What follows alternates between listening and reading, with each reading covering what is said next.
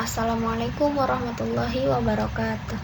Perkenalkan, saya Cindy Nur Azizah Suhendri dari kelas 3K Program Studi Pendidikan Guru Sekolah Dasar. Di sini saya ingin menjelaskan tentang geometri. Pada kali ini akan membahas tentang satu, pengertian geometri, yang kedua, tahap berpikir, yang ketiga, tujuan geometri, yang keempat, bangun datar dan bangun ruang. Yang pertama yaitu pengertian geometri.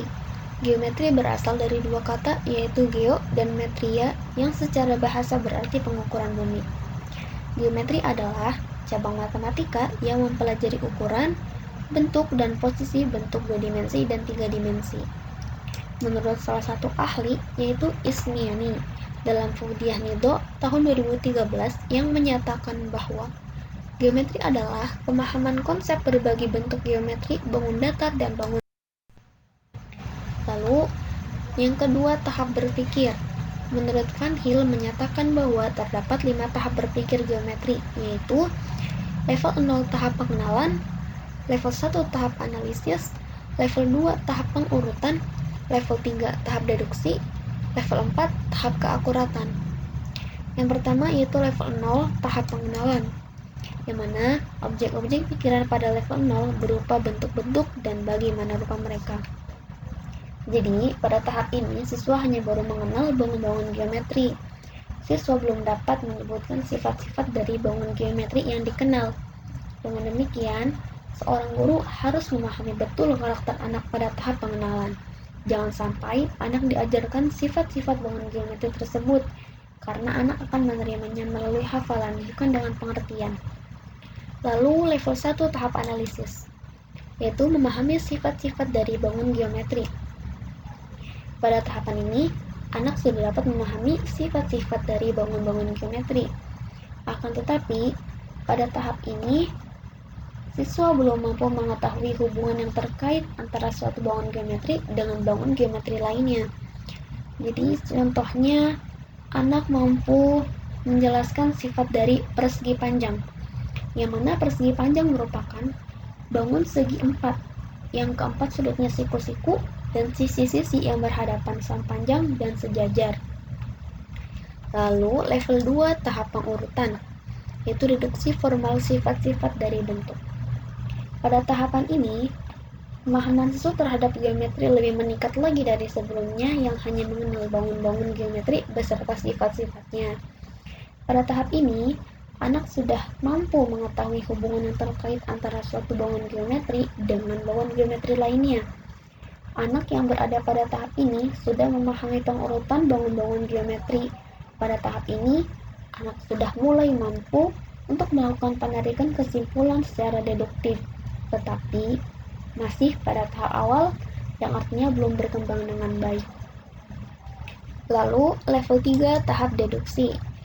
Deduksi hubungan di antara sifat-sifat objek geometri. Contohnya, sebagai contoh untuk menunjukkan bahwa jumlah sudut-sudut dalam jejer ginjal adalah 560 derajat secara deduktif dibuktikan dengan menggunakan prinsip kesejajaran. Pembuktian secara induktifnya yaitu dengan memotong-motong sudut-sudut benda jejer ginjal. Kemudian setelah itu ditunjukkan semua sudutnya membentuk sudut satu putaran penuh atau 360 derajat, belum tuntas dan belum tentu tepat. Level 4 tahap keakuratan, yaitu sistem-sistem deduktif dasar dari geometri. Pada tahap terakhir ini, dari perkembangan kognitif anak dapat memahami geometri adalah tahap keakuratan. Lalu pada tahap ini, siswa menyadari bahwa jika salah satu aksioma pada suatu sistem geometri diubah, maka seluruh geometri tersebut akan berubah. Yang ketiga, tujuan.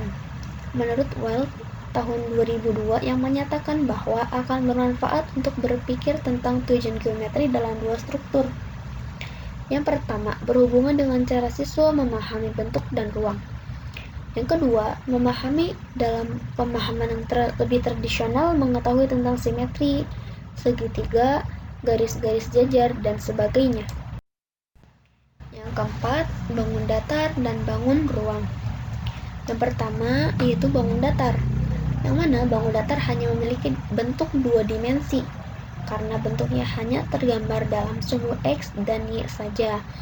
Lalu di sini ada beberapa contoh yang termasuk dalam bangun datar, yaitu persegi, persegi panjang, trapesium, belah ketupat, jajar genjang, dan layang-layang. Jadi pada bangun datar ini hanya memiliki dua sisi, yaitu sisi depan dan sisi belakang. Contoh lainnya yang terdapat pada koin ini. Sisi depannya yaitu yang terdapat angka Rp500 dan sisi belakangnya yang terdapat gambar burung Garuda. Bangun ruang merupakan bangun tiga dimensi karena tergambar dalam tiga sumbu yaitu X, Y, dan Z. Yang disebut bangun ruang di sini karena dalam bentuk kubus di dalamnya terdapat ruang. Lalu yang disebut tiga sumbu X, Y, dan Z adalah seperti gambar persegi panjang di bawah ini. Yang disebut sumbu X yaitu DC, sumbu Y DH, dan sumbu Z adalah DA.